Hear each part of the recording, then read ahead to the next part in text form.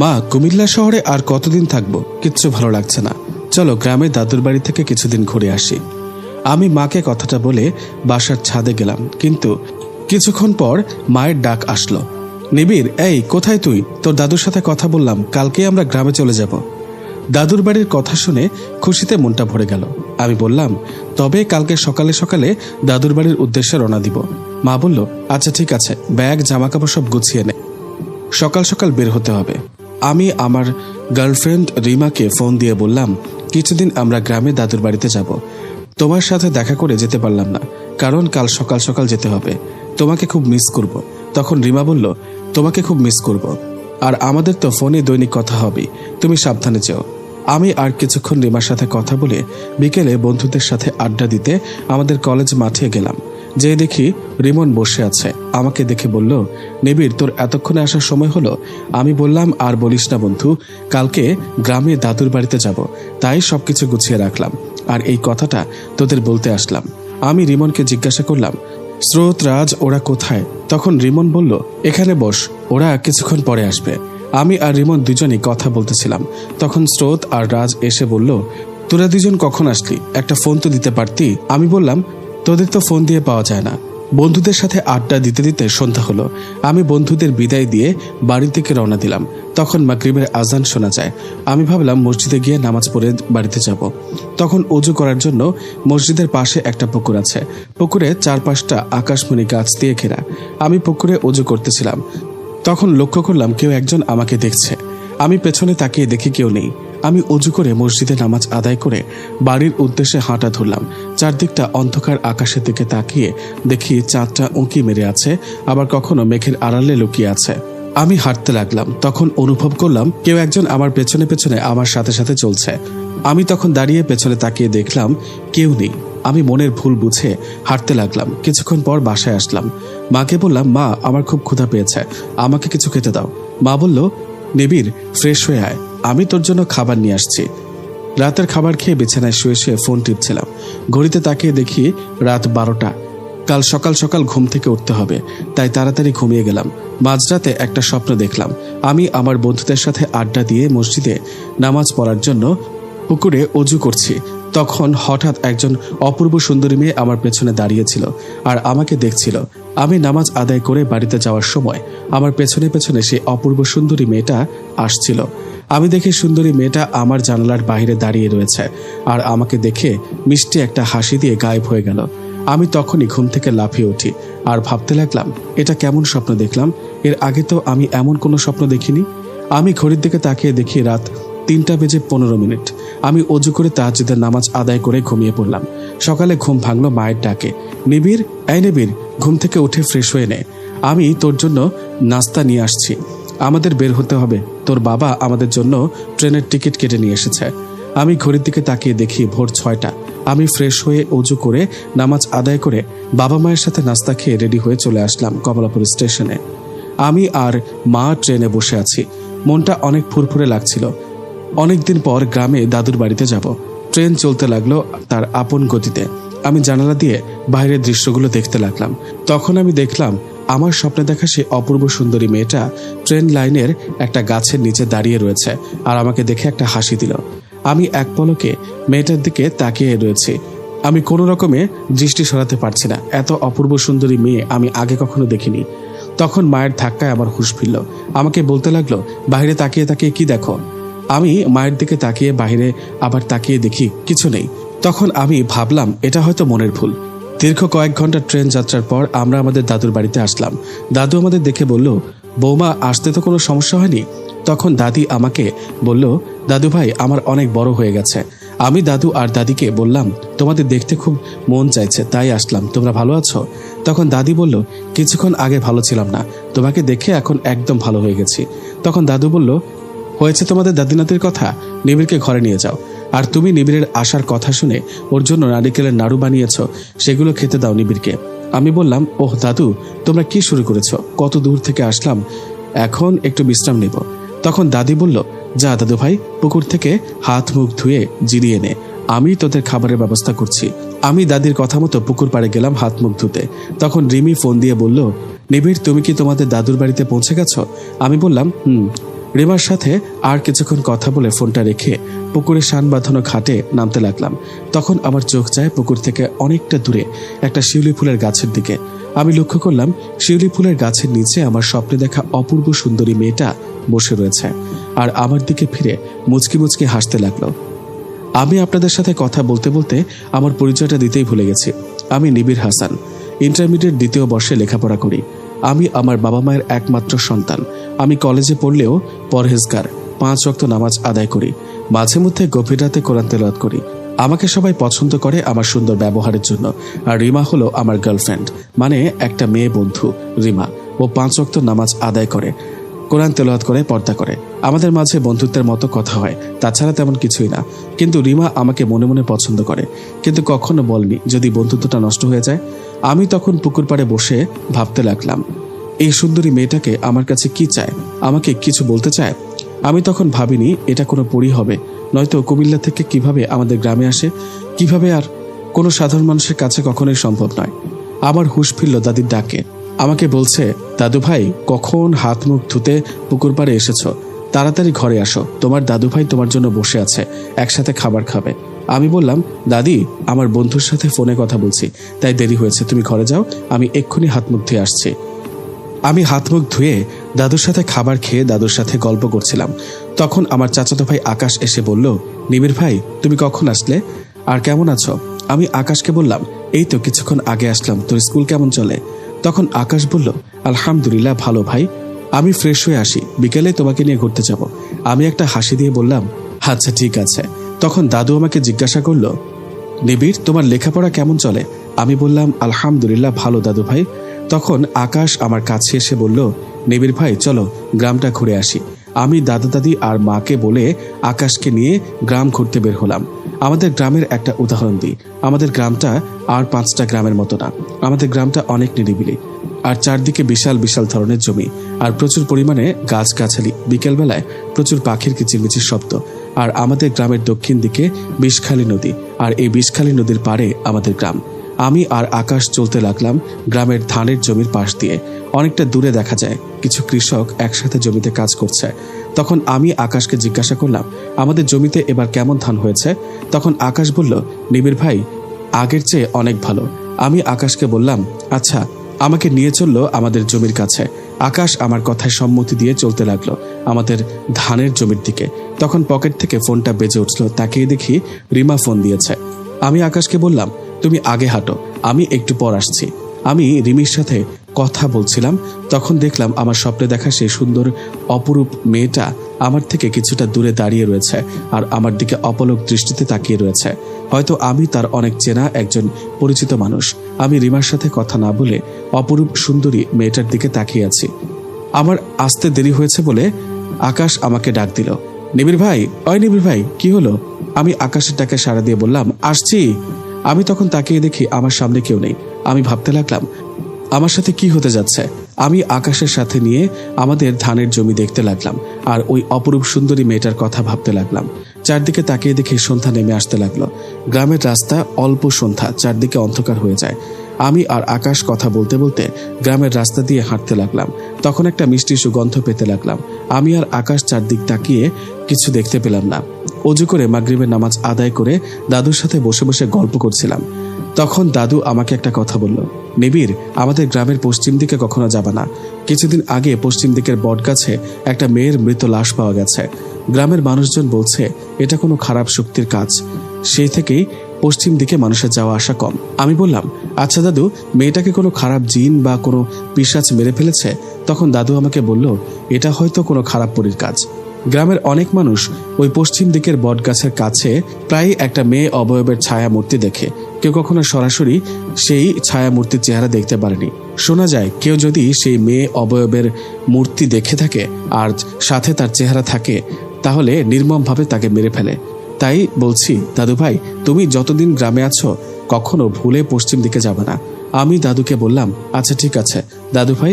তখন দাদু ভাই বলল, অনেক রাত হয়েছে, এখন ঘুমাতে যাও। আমি বললাম, দাদু ভাই এখন তো রাত 10টা বাজছে, আর এখন ঘুমাবো? তখন দাদু বলল, গ্রামের রাত 10টা মানে গভীর রাত। আমি দাদুর সাথে আর কথা না বাড়িয়ে ঘুমাতে গেলাম, কিন্তু আমার চোখে ঘুম আসে না। আমি ভাবছি পশ্চিম দিকের বটগাছের মৃত মেয়েটাকে নিয়ে আসলেই কোনো খারাপ শক্তি মেয়েটাকে হত্যা করেছে, নাকি কোনো মানুষ মেয়েটাকে হত্যা করে খারাপ শক্তির নাম বলছে। দাদু যে বলল একটা খারাপ পরী রয়েছে, কিন্তু পরীটার ছায়ামূর্তি প্রায় মানুষ দেখেছে, কিন্তু কেন পরীটার চেহারা মানুষ দেখা মাত্র মানুষকে হত্যা করে? আমাকে জানতে হবে এই পরীর বিষয়ে। আমার ছোট থেকেই ভূত, জিন, পরী এসবের উপর জানার আগ্রহ বেশি। এইসব ভাবতে ভাবতে কখন যে ঘুমিয়ে যাই, তখন আমি অনুভব করলাম আমি নদীর পাড়ে হাঁটছি। চারদিকে অনেক কুয়াশা ভরা।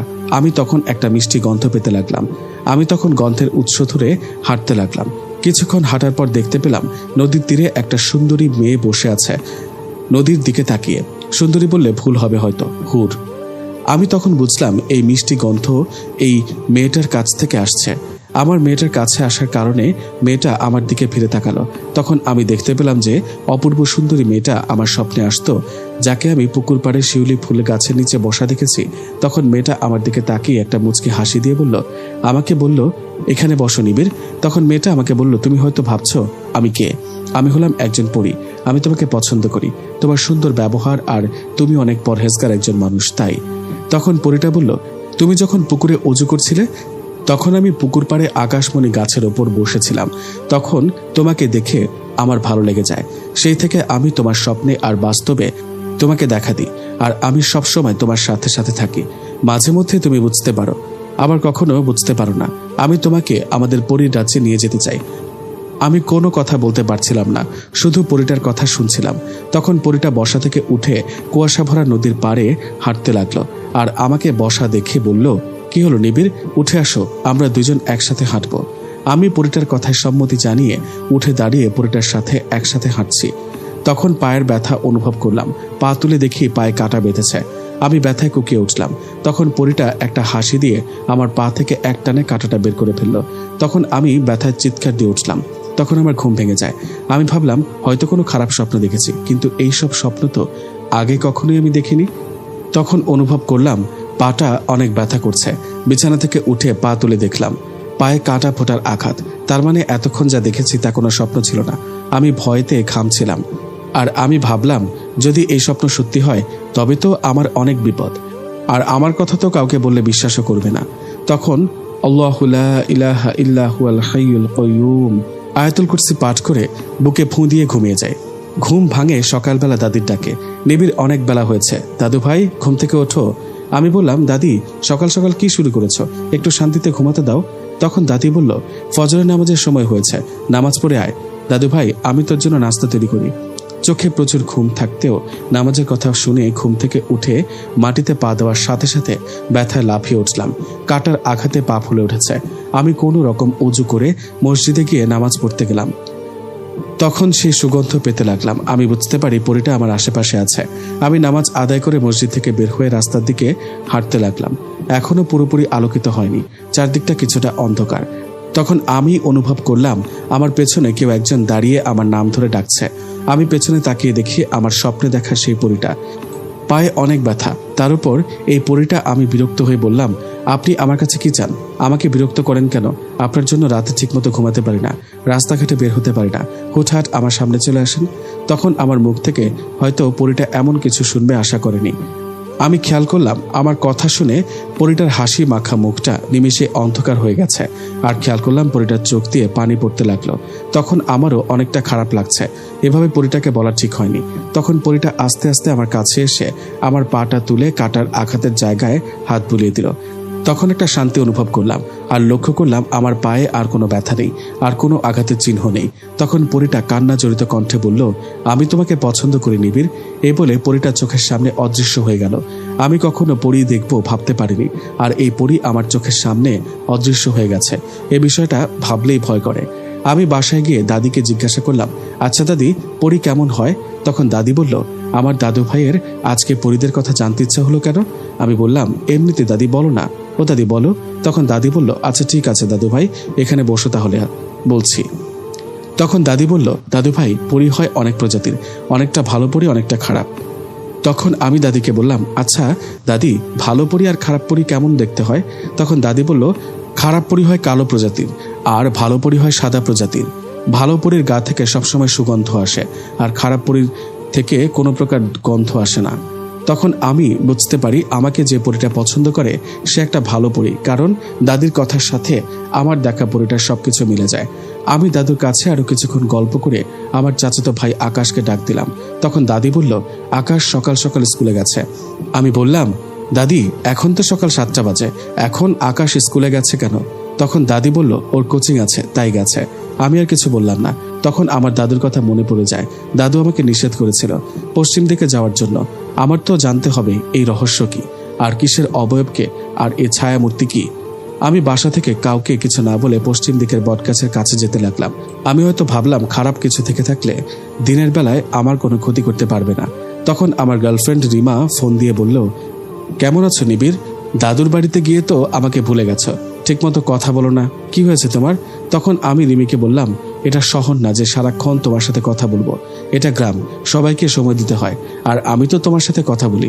তখন দূরে থেকে বিশাল আকারের একটা বট গাছ দেখা যায়। আমি রিমাকে বললাম, আমি একটু ব্যস্ত আছি, তোমার সাথে ফ্রি হয়ে কথা বলি। আমি ফোন রেখে বট গাছটা দূর থেকে দেখতে লাগলাম। মনে মনে ভাবতে লাগলাম, বট গাছের কাছে যাওয়াটা কি আমার ঠিক হবে? আবার ভাবলাম, এত দূরে যেহেতু এসে পড়েছি, বটগাছটা একটু কাছ থেকে দেখি। আমি বটগাছটা যতটা কাছে গেলাম ততটাই আমার শরীর ঠান্ডা হয়ে যেতে লাগলো। আমি মনে মনে সাহস সঞ্চয় করে বটগাছের একদম কাছে গিয়ে দেখতে লাগলাম। অনেক পুরনো একটা গাছ, চারদিকে লতাপাতা দিয়ে ঘিরে রয়েছে। তখন লক্ষ্য করলাম আমার ঠিক বিপরীত দিকে একটা মেয়ে অবয়বকে ছায়ামূর্তি দেখা যায়। আমি একটু ভালোভাবে খেয়াল করে দেখলাম মেয়ে ছায়ামূর্তিটির চুলগুলো এলোমেলোভাবে উঠছে। তখন শুনতে পেলাম ধস্তাধস্তির শব্দ, কে যেন ছায়া অবয়বটার সাথে ধস্তাধস্তি করছে। তখন আমার নাকে আসছিল সেই পরিচিত সুগন্ধ। তখন আমি বুঝতে পারি পরী আমার কাছে আছে। আমি হঠাৎ জ্ঞান হারিয়ে ফেলি। যখন আমার জ্ঞান ফিরল তখন আমি দেখলাম যেখানে পরীটার সাথে আমার স্বপ্নের নদীর তীরে দেখা হয়েছিল সেখানে শুয়ে আছি, আর পরীটা ঠিক আগের জায়গায় বসে রয়েছে নদীর দিকে তাকিয়ে। আমি খেয়াল করলাম পরীটা অনেক রাগান্বিত অবস্থায় আছে, আর গায়ে অনেক জায়গায় আঘাতের চিহ্ন। আমার জ্ঞান ফেরা দেখে পরীটা আমাকে বলল, নিবিড়, তোমার দাদু তোমাকে বারণ করা সত্ত্বেও তুমি কেন পশ্চিম দিকের বটগাছের কাছে গেছো? ওই বটগাছে একটা খারাপ কালো প্রজাতির পরী থাকে। ওর কাজ শুধু মানুষকে ভয় দেখানো, আর কালো পরীটার চেহারা কোনো মানুষ ভুল করে দেখে ফেলায় তাহলে তাকে মেরে ফেলে বটগাছে ঝুলিয়ে রাখে, যাতে ভয় পেয়ে আর কোনো মানুষ বটগাছের নিচে না যায়। আমি যদি ঠিক সময়ে তোমার কাছে না যেতাম হয়তো তোমার বড় কোনো ধরনের ক্ষতি করে ফেলতো। তুমি যখন বটগাছের নিচে বসে চারদিকটা ভালোভাবে তাকিয়ে দেখছিলে তখন কালো পরীটা তোমার ক্ষতি করতে চায়। আমি অনেক পরীটাকে বুঝাতে থাকি যেন তোমার কোনো ক্ষতি না করে। এক পর্যায়ে আমাদের মাঝে কথা কাটাকাটি হয়, তারপরে ধস্তাধস্তি শুরু হয়। অনেক কষ্টে কালো পরীটার কাছ থেকে তোমাকে নিয়ে এসেছি। তখন আমি পরীটার চোখের দিকে তাকিয়ে দেখি পরীটা কান্না করছে। আমি তখন কি করব বুঝে উঠতে পারছি না। আমি তখন পরীটাকে বললাম, আমার জন্য আপনার অনেক কষ্ট হলো, আমাকে বাঁচানোর জন্য আপনার কাছে শুকরিয়া আদায় করছি। তখন পরীটা কান্না জড়িত কণ্ঠে আমাকে বলল, নিবিড়, আমি তোমাকে ভালোবাসি, আমি চাই না তোমার কোনো ক্ষতি হোক, আমি বেঁচে থাকতে। আমি কি বলবো পরীটাকে বুঝতে পারছি না। কিছুক্ষণ দুজনে চুপচাপ বসে আছি। তখন নীরবতা ভেঙে পরীটাকে আমি বললাম, তোমার নাম কি? তখন পরীটা কান্না জড়িত মুখে হাসি দিয়ে বলল, আমার নাম হুর, আমি মুসলিম প্রজাতির জিন কন্যা, যাকে মানুষরা পরী বলে। আমি তখন মাথার উপর তাকিয়ে দেখি সূর্যটা একদম আমার মাথার উপরে। তখন আমি হুরকে বললাম, আমাকে বাড়ি যেতে হবে, দাদা দাদি হয়তো চিন্তা করছে। তখন হুর বলল, সাবধানে যাও। আমি নদীর তীরে দিয়ে হাঁটতে লাগলাম। পেছনে তাকিয়ে দেখি হুর আমার দিকে তাকিয়ে রয়েছে অপলক দৃষ্টিতে। আমি ভাবতে লাগলাম মানুষ আর পরীর কখনো ভালোবাসা হয় না। আমি বাড়িতে গিয়ে দেখলাম মা আর দাদি কথা বলছে। আমাকে দেখে বলল, নিবিড়, তুই কোথায় ছিলি? আমি বললাম, মা, গ্রামটা একটু ঘুরে দেখলাম। আমি মিথ্যে কথা বলে ঘরে চলে গেলাম। আর ভাবতে লাগলাম সত্যিটা কি দাদা দাদিকে বা মাকে বলা ঠিক হবে? সবাইকে আমার কথা বিশ্বাস করবে? তখন দাদি ডাক দিল, নিবিড়, দুপুরের খাবার খেতে আয় দাদু ভাই। আমি বললাম, আহ দাদি, সারাক্ষণ শুধু খাই, তোমারও না আমাকে একটু শান্তি দিবা না? তখন দাদি একটা হাসি দিয়ে বলল, বুঝবি দাদু ভাই, বুঝবি, যখন দাদু হবি তখন নাতিদের দরদ বুঝবি। আমি বললাম, দাদি, বেশি হয়ে যাচ্ছে কিন্তু এবার। তখন দাদি বলল, আচ্ছা ঠিক আছে, খাবার খেয়ে নে। আমি খাবার খাচ্ছি, দাদি হাত পাখা দিয়ে বাতাস করছে। আমি খাবার খেয়ে বিছানায় গা এলিয়ে দিতেই ঘুম চলে আসলো।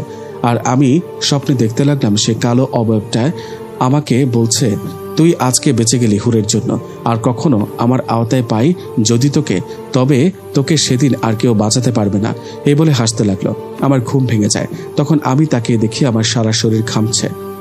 আমি ঘুম থেকে উঠে দেখি আসরের আজান শোনা যায়। আমি অজু করে মসজিদে নামাজ আদায় করতে লাগলাম। আর আল্লাহর কাছে এই খারাপ শক্তি থেকে বাঁচার সাহায্য চাইতে লাগলাম। তখন নামাজ পড়ে মসজিদ থেকে বের হয়ে আমাদের ধানের জমির পাশে বসে ভাবতে লাগলাম আমার সাথে এসব কি হচ্ছে। তখন মিষ্টি সুগন্ধ ভেসে আসতে লাগলো। আমি তাকিয়ে দেখি হুর আমার কাছে এসেছে। আমাকে দেখে বলল, নিবিড় কেমন আছো তুমি? আমি শান্ত গলায় বললাম, আলহামদুলিল্লাহ ভালো। তুমি কেমন আছো? তখন হুর বলল, ভালো। হুরকে বললাম, তুমি এই সময় এখানে? তখন হুর বলল, তোমাকে ভীষণ দেখতে ইচ্ছা করছিল, তাই দেখতে এলাম। আমি বললাম, হুর তুমি এত পাগলামি করো কেন? তুমি হলে জিন প্রজাতি আর আমি হলাম মানুষ। জিন আর মানুষের কখনো মিলন হয় না। তখন হুর বলল, আমি কিছু জানতে চাই না জিন আর মানুষের মিলন হয় কিনা। আমি শুধু জানি আমি তোমাকে সত্যি অনেক ভালোবাসি নিবিড়। হুরের মুখে এই কথা শুনে আমি কি বলবো কিছুই বুঝে উঠতে পারছি না। তখন হুর বলল, আমি হলাম মুসলিম জিন জাতির রাজার আদরের ছোট মেয়ে। আমরা দুই বোন। আমার বড় বোনের বিয়ে হয়ে গেছে একজন জিন রাজকুমারের সাথে। আমি তোমাকে পছন্দ করি, এটা আমার পরিবারের সবাই জেনে গেছে। তারা চায় না যে আমি তোমার সাথে দেখা করি। আমার পরিবারের সবাই আমাকে নজরবন্দি করে রেখেছে। আমি তাদের কাছ থেকে পালিয়ে জিন রাজ্য থেকে তোমার সাথে দেখা করতে আসি, তোমাকে এক নজর দেখতে আসি, আর তোমার কাছে এসে শুধু পাই অবহেলা। আমি তখন হুরের দিকে তাকিয়ে বললাম, হুর আমাকে এতটা ভালোবাসে? আমি হুরকে কিছু বলতে যাব, তখন দেখি হুর আমার চোখের সামনে অদৃশ্য হয়ে গেল। আমি বুঝতে পারলাম না হুরের এইরকম চলে যাওয়ার কারণ কি। আমি বাড়িতে গিয়ে আমার রুমে শুয়ে রইলাম। তখন হুরের কথা আমার মনে হতে লাগলো। হুরের কান্না জড়িত চেহারাটা আমার চোখের সামনে ভেসে উঠল। বারবার হুরের কথা মনে পড়ে যেতে লাগলো আর সারা শরীর অস্থির লাগতে লাগলো। তবে কি আমি আমার মনের অজান্তেই হুরকে ভালোবেসে ফেলেছি? হুরের কথা আমার এত মনে পড়ছে কেন? তখন চারদিকে সন্ধ্যা নেমে আসতে লাগলো। তখন আমি মাগরিবের নামাজের শব্দ শুনে ঘর থেকে বের হই। দাদি বলল, দাদু ভাই তোকে খুব চিন্তিত দেখাচ্ছে, কিছু হয়েছে? আমি বললাম, না দাদি, এমনিতেই। আমি ঘর থেকে বের হয়ে উজু করে মসজিদে নামাজ পড়তে গেলাম। নামাজ পড়ে বিষখালী নদীর তীরে বসে রইলাম। হুরের জন্য আজকে হুরকে দেখতে ভীষণ মন চায়। অনেকক্ষণ বসে রয়েছি, হুর আজকে এখনো আসেনি। তখন বাড়ির দিকে যাব ভাবছি, তখন হঠাৎ করে বাতাসে মিষ্টি সুগন্ধ ভেসে আসতে লাগলো। আমি বুঝতে পারলাম হুর আসছে। আমি হুরকে দেখা মাত্রই বললাম, তোমার আসতে আজকে এত দেরি হলো কেন? হুর তখন বলল, আমাকে আমার পিতা বন্দি করে রেখেছিল, আমি একেবারে আজকে পালিয়ে তোমার কাছে এসেছি। আমি কি বলবো বুঝতে পারছি না। হুর এই সব কি বলে? পালিয়ে আমার কাছে আসছে মানে কি? তখন হুর বলল, কালকে বিকেলে তোমার সাথে কথা বলার সময় আমি দেখতে পাই আমার পিতার জিন সেনারা আমাদের দিকে আসছিল, হয়তো আমাকে খুঁজতে, আর আমাকে তোমার সাথে দেখলে তোমার ক্ষতি করে ফেলতো। তাই কালকে আমি তোমাকে না বলে চলে যাই। তখন আমি বুঝতে পারি কালকে হুর কিসের জন্য অদৃশ্য হয়ে গেল। তখন হুর কান্না জড়িত কণ্ঠে বলল, আমি তোমাকে অনেক ভালোবাসি নীরব, আমি তোমাকে হারাতে চাই না। আমি আমার পিতা মাতা রাজপ্রাসাদ সবকিছু ত্যাগ করে তোমার কাছে ছুটে এসেছি। আমি শুধু এই জীবনে তোমাকে চাই নিবিড়। আমি তো হুরকে ভালোবেসে ফেলেছি। এটা কি এখন বলা ঠিক হবে? হয়তো এখন বললে হুর আরো বেশি পাগলামি করবে। আমি শান্তভাবে বললাম, হুর তুমি তোমার রাজ্য থেকে পালিয়ে এসেছ, তোমার পিতা মাতা জানতে পারলে তো অনেক ক্ষতি হয়ে যাবে তোমার। তখন হুর বলল, নিবিড় তুমি যদি আমাকে বিয়ে করো তবে আমার আর কোনো ক্ষতি আমার পিতা করতে পারবে না। হুরের মুখে বিয়ের কথা শুনে অবাক হয়ে গেলাম। আমি বললাম, এখন কিভাবে তোমাকে বিয়ে করব? আর তোমাকে বিয়ে করে আমি মাকে কি বলবো যে আমি একজন পরী বিয়ে করেছি? তোমার মাথা ঠিক আছে হুর? তখন হুর বলল, কিছু জানি না, আমি তোমাকে বিয়ে করতে চাই। তখন আমি বললাম, আমি কি তোমাকে ভালোবাসি যে বিয়ে করব? আমি কি তোমাকে তোমার রাজ্য থেকে পালিয়ে আসতে বলেছি? আমি একজন মানুষ, আমি তোমাকে বিয়ে করতে পারবো না। আর মানুষ আর পরীর সম্পর্ক আমাদের সমাজ কখনো মেনে নেবে না। তখন হুর বলল, তোমাকে ভালোবেসে রাজ্য থেকে চলে এসেছি, এটা কি আমার অন্যায়? বেশ, আমি চলে যাই আমার রাজ্যে। আমি আর কখনো তোমার সামনে এসে তোমাকে ভালোবাসি কথাটা বলবো না, আর বিরক্ত করব না। হুরের মুখে এইসব কথা শুনে আমার হার্টবিট বেড়ে গেল, চোখে পানি ছলছল করছে। আমি নিজেকে শক্ত করে হুরকে বললাম, বেশ, তবে তোমার রাজ্যে চলে যাও, এটাই তোমার জন্য ভালো হবে। তখন হুর আমার দিকে কিছুক্ষণ তাকিয়ে থেকে অদৃশ্য হয়ে গেল, হয়তো আমাকে শেষবারের মতো মন ভরে দেখে নিল। হুর চলে যাওয়ার পর আমার চোখ আর কোনো বাধা মানছে না। আমি চিৎকার দিয়ে কাঁদতে লাগলাম আর বলতে লাগলাম, হুর আমিও তোমাকে ভালোবাসি। মন খারাপ নিয়ে বাড়িতে চলে আসলাম। এশার নামাজ পড়ে ঘুমিয়ে গেলাম। আজকে রাতে আর হুরকে স্বপ্নে দেখলাম না। তখন ভাবলাম হুর সত্যি আমার জীবন থেকে চলে গেছে। সকালে ফজরের নামাজ পড়ে হুরের কথা ভাবতে লাগলাম। তখন দাদু এসে বলল, নিবিড় তোর কি কোনো কিছু নিয়ে মন খারাপ? কেন দাদু ভাই? আমি দাদুর দিকে তাকিয়ে একটা হাসি দিয়ে বললাম, না দাদু ভাই, ঠিক আছে, অনেকদিন তো গ্রামে থাকলাম, ভালো লাগছে না, ভাবছি কালকে শহরে চলে যাব। দাদু আর কিছু বলল না। আমি আমার মতো করে বসে রইলাম। তখন অজান্তেই চোখ দিয়ে পানি পড়তে লাগলো আর ভাবতে লাগলাম হুরকে এতটা অবহেলা করা আমার ঠিক হয়নি। আমি একবারও কি হুরের কাছে ক্ষমা চাওয়ার সুযোগ পাবো না? আল্লাহ। তখন এই বিষয়টা আমার দাদি লক্ষ্য করলো যে আমার চোখে লাল হয়ে ফুলে উঠেছে। আমি ঠিকমতো আর কারোর সাথে কথা বলি না, সবসময় একলা থাকতে পছন্দ করি। দাদি আমাকে অনেকবার জিজ্ঞাসা করেছিল, কিন্তু আমি কিছুই বলিনি। আমি ঘরে গিয়ে আমার রুমের দরজা বন্ধ করে শুয়ে থাকি সারাক্ষণ। সন্ধ্যার দিকে মাগরিবের নামাজ পড়ে বাড়ির উঠানে বসে আকাশের চাঁদটা এক মনে দেখতে লাগলাম আর হুরের কথা ভাবতে লাগলাম আর নিজের অজান্তেই কষ্ট পেতে লাগলাম। আমার জীবনটা এলোমেলো হয়ে যেতে লাগলো। তখন দাদু ডাক দিয়ে আমাকে বলল, তোমাদের ট্রেনের টিকিট কেটে নিয়ে এসেছি দাদু ভাই, কালকে সকালে কমলাপুর তোমাদের শহরে চলে যাও। সকাল 7টায় তোমার ট্রেন। এখন খাওয়া দাওয়া করে সবকিছু গুছিয়ে নাও। আমি দাদুকে কিছু বললাম না, আকাশের দিকে তাকিয়ে একটা দীর্ঘশ্বাস ফেলে বসে রইলাম। কিছুক্ষণ পর ঘরে গিয়ে আমার সমস্ত জামা কাপড় গুছিয়ে নিলাম, কারণ এই গ্রামে থাকলে হুরের জন্য আরো কষ্ট হবে আমার। আমি এশার নামাজ পড়ে রুমে গিয়ে শরীরটা বিছানায় এলিয়ে হুরের কথা ভাবছিলাম। কখন যে ঘুমিয়ে গেছি জানি না। মাঝরাতে ঘুম ভাঙলো কারো চিল্লাচিল্লিতে। দেখি গ্রামের সব মানুষ হাতে মশাল নিয়ে কোথায় যেন ছুটছে। আমি দাদুকে ডাক দিলাম, দাদু কি হয়েছে? গ্রামের মানুষ সবাই কোথায় যায়? তখন দাদি বলল, গ্রামের নদীতে যে বাঁধটা ছিল সেটা অতিরিক্ত জোয়ারের পানিতে ভেঙে গেছে আর গ্রামে পানি ঢুকছে। বাঁধ যদি না আটকাতে পারে তবে পানিতে পুরো গ্রাম তলিয়ে যাবে, তাই সবাই বাঁধ আটকাতে গেছে। তো দাদুও গেছে। আমি বললাম, আমাকে তো তোমরা ডাক দিতে পারতে, আমিও যেতাম। তখন দাদি বলল, কালকে তোরা চলে যাবি, আর এখন রাত জাগলে কাল সকালে ঠিক টাইম মতো ট্রেন ধরতে পারবি না, তাই তোকে ডাক দেয় নাই। আমি বললাম, দাদি তোমরাও পারো। আমি একটা মশাল নিয়ে বিষখালী নদীর তীরে বাঁধের কাছে যেতে লাগলাম। বাড়ি থেকে অনেকটা দূরে চলে এসেছি। তখন একটা দমকা বাতাস এসে আমার হাতের মশালটা নিভিয়ে ফেলে। চারিদিকে গনগনে অন্ধকার, নিজের শরীরটা ঠিকমতো দেখা যাচ্ছে না। আমি তখন দিক হারিয়ে ফেলি, কোন দিক থেকে বাড়ি যেতে হয় আর কোন দিক থেকে বাঁধের কাছে আমি ঠিকমতো বুঝতে পারছি না। আমি কি করব? তখন অন্ধকারে হাঁটতে লাগলাম। কোন দিক দিয়ে যায় আমি জানি না। কিছুটা দূর আসার পর একটা বিশাল ধানের জমির কাছে হয়তো পৌঁছে গেছি, কারণ বাতাসে ধানগুলো দুলছে আর তার শব্দ পাচ্ছি। রাত কয়টা হবে বলতে পারি না। আমি চলতে লাগলাম অন্ধকারে। অন্যদিকে গ্রামের সব মানুষরা মিলে বাঁধে মাটি ফেলছে, সবাই বাঁধে কাজ করছে। বাড়িতে ফিরে আসলো, দাদু আসলো। তখন দাদি আমার কথা দাদুকে জিজ্ঞাসা করলো, নিবিড় কোথায়? তখন দাদু বলল, নিবিড় তো ঘরে, ওর রুমে। তখন দাদি বলল, তোমরা যাওয়ার কিছুক্ষণ পর নিবিড় ও তোমাদের বাঁধের কাছে একটা মশাল নিয়ে চলে যায়। তখন দাদু বলল, কোথায়? নিবিড় তো আমাদের কাছে আসেনি। দাদি বলল, তাহলে আমার নাতিটা কোথায় গেল? দাদু আর গ্রামবাসীরা সবাই মিলে আমাকে খুঁজতে বের হলো। অন্যদিকে আমি অন্ধকারে হাঁটতে লাগলাম। তখন অনুভব করলাম কেউ একজন আমাকে শূন্যে তুলে আছাড় মারল। আমি অনেকটা দূরে ছিটকে পড়ে যাই। তখন অন্ধকারের ভেতরে আলোকিত হয়ে গেল। আমি দেখলাম আমি অন্ধকারের দিক ভুলে করে পশ্চিম দিকের বটগাছের কাছে চলে এসেছি। আর বটগাছে থাকা ছায়ামূর্তি মানে কালো পরীটা আমাকে আছাড় মারল আর বলল, তোকে আমি বলেছি, তোকে আমি যেদিন আমার আওতার ভেতরে পাবো সেদিন মেরে ফেলবো। আজকে তুই নিজ থেকে এই অন্ধকার রাতে আমার কাছে চলে এসেছিস। সেদিন তোকে হুর আমার কাছ থেকে তোকে বাঁচিয়ে নিয়ে গিয়েছে, আজকে তোকে কে বাঁচাবে? আর তোর মৃত্যুর আগে আমার চেহারাটা একবার দেখে নে। আমি দেখলাম পুড়ে যাওয়া লাশের মতো ভয়াবহ একটা চেহারা। আর পরীটা একটা বিচ্ছিরি ভাবে হাসি দিয়ে আমার কাছে আসতে লাগলো। আমি ভয়তে খামতে লাগলাম। তখন দেখলাম আকাশ থেকে একটা আলোর রশ্মি সোজা এসে কালো পরীটাকে আঘাত করলো। আমি দেখতে পেলাম এটা আর কেউ না, আমার হুর। আমার বিপদে হুর আমাকে বাঁচাতে ছুটে এসেছে। শুরু হয়ে যায় কালো পরীর সাথে হুরের ধস্তাধস্তি। কেউ কাউকে ছাড় দেওয়ার মতো নয়। দুজনেই ধস্তাধস্তি করার জন্য আহত হয়ে যায়। আর এক পর্যায়ে হুর কালো পরীটাকে মেরে ফেলে আর হুরও অনেক আহত হয়ে মাটিতে লুটিয়ে পড়ে।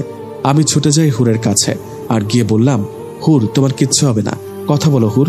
তখন রক্ত শরীর নিয়ে আমাকে বলল, নিবিড় আমি তোমাকে সত্যি ভালোবেসেছিলাম। ভালোবাসলে সবাইকে আপন করে পেতে হয়, এমনটা না। ভালোবাসতে দুটো মনের মিল থাকতে হয়। আমি বললাম, তো পরি হয়ে তোমাকে ভালোবেসেছিলাম আর তোমার কাছ থেকে পেলাম হাজারো অবহেলা। তখন হুর আমাকে বলল, নিবিড় আমাকে একবার তোমার বুকে জড়িয়ে নিও। আমি হুরকে আমার বুকের সাথে অনেক জোরে জড়িয়ে ধরলাম। তখন হুর বলল, ভালোবাসি তোমায়। তখন দেখলাম হুরের শরীরটা ঠান্ডা হয়ে গেছে, বন্ধ হয়ে গেছে হুরের নিঃশ্বাস। পৃথিবীর মায়া ত্যাগ করে চলে গেছে পৃথিবী থেকে। হুরের জীবনের বিনিময়ে বাঁচিয়ে গেল তার না পাওয়ার ভালোবাসার প্রিয় মানুষটিকে। নিবিড় চিৎকার দিয়ে হুরের দেহটা ধরে কান্না করতে লাগলো আর বলতে লাগলো, হুর আমি অতটাই হতভাগা, তোমাকে ভালোবাসা সত্ত্বেও বলতে পারিনি যে আমি তোমাকে ভালোবাসি। আমি তোমার কাছ থেকে ক্ষমা চাওয়ার সুযোগটা পর্যন্ত পাইনি হুর। আমি তোমাকে ভালোবাসি। আস্তে আস্তে নিবিড়ের বুক থেকে হুরের দেহটা ধোঁয়া হয়ে মিশে যায়।